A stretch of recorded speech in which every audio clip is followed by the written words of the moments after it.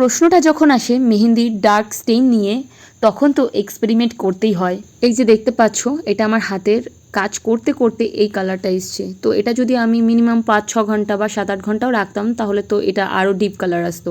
তো আগের দিন রাত্রে আমি হাতে একটু ডিজাইনটাকে ইগনোর করো, কারণ রাত 12টার সময় আমি এই ডিজাইনটা করে তারপর শুয়েছিলাম। তো সকালবেলা উঠে আমি আফটার কেয়ার অয়েল দিয়ে এই ডিজাইনটা তুলছি। তো দেখো স্টেইনটা ভালোই এসেছে। তো এটা 24 ঘন্টা পর আরও ডার্ক হয়ে যাবে।